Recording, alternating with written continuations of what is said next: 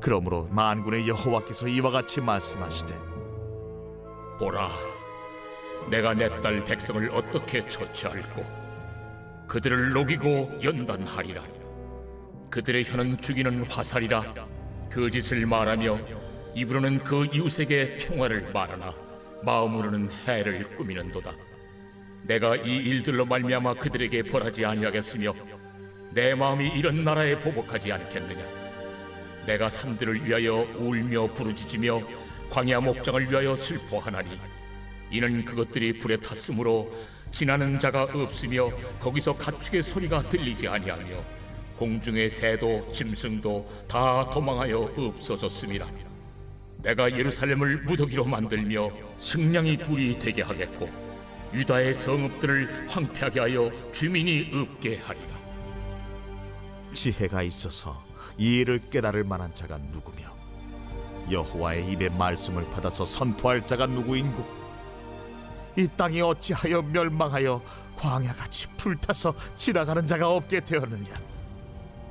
여호와께서 말씀하시되, 이는 그들이 내가 그들의 앞에 세운 나의 율법을 버리고 내 목소리를 순종하지 아니하며 그대로 행하지 아니하고 그 마음의 완악함을 따라 그 조상들이 자기에게 가르친 바알들을 따랐습니다. 그러므로 만군의 여호와 이스라엘의 하나님께서 이와 같이 말씀하시니라. 보라, 내가 그들 곧 이 백성에게 쑥을 먹이며 독한 물을 마시게 하고 그들과 그들의 조상이 알지 못하던 여러 나라 가운데에 그들을 흩어버리고 진멸되기까지 그 뒤로 칼을 보내리라 하셨느니라. 유다 백성들은 죄 때문에 심판이 대단히 임박한 상황에 처해 있었습니다. 하나님이 너희의 우상 숭배 죄 때문에 바벨론을 보내서 심판하겠다. 그 심판은 확실한 것이고 그 심판은 대단히 강력하다고 말씀하신 것입니다. 본문 15절에는 그 심판이 대단히 강력한 심판이 될 거라고 말합니다. 15절 후반입니다. 내가 그들 곧 이 백성에게 쑥을 먹이며 독한 물을 마시게 하고, 이 말씀에 나오는 쑥은 쓴 것을 의미합니다.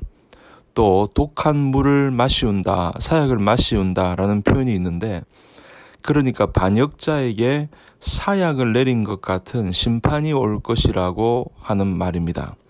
또 16절에 보니까 그들과 그들의 조상이 알지 못하던 여러 나라 가운데에 그들을 흩어버리고 진멸되기까지 그 뒤로 칼을 보내리라 하셨느니라.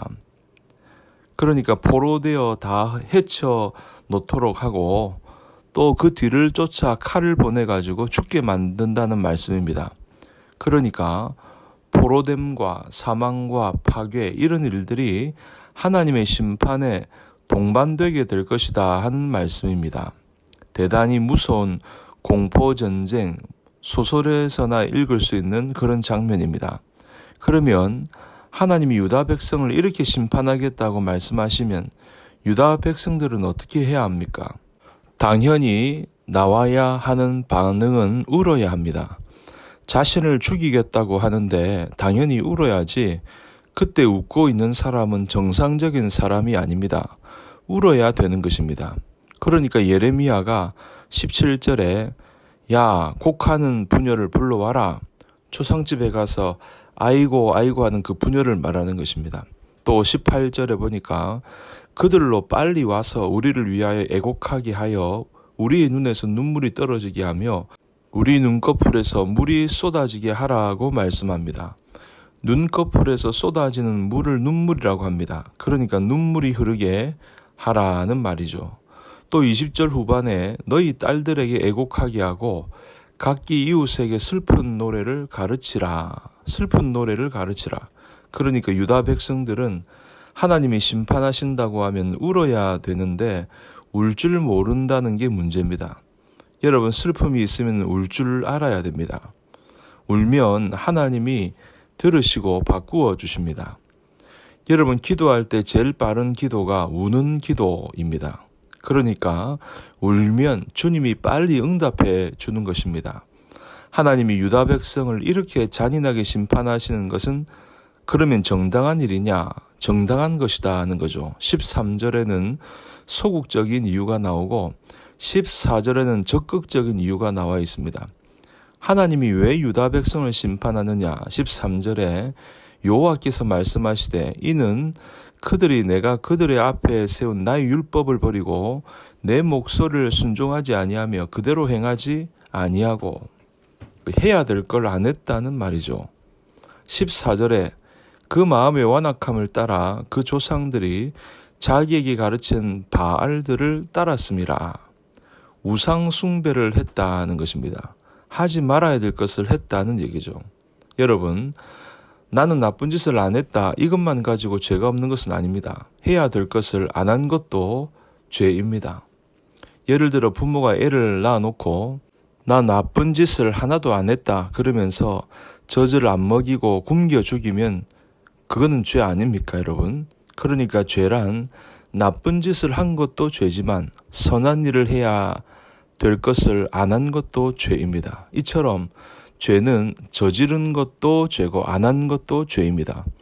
하나님이 유다 백성들이 하지 말라는 것은 하고 또 하라는 건 또 안 했습니다. 그러므로 하나님이 유다 백성을 심판하는 것은 부당한 것이 아니고 정당한 것이다 라는 말씀입니다.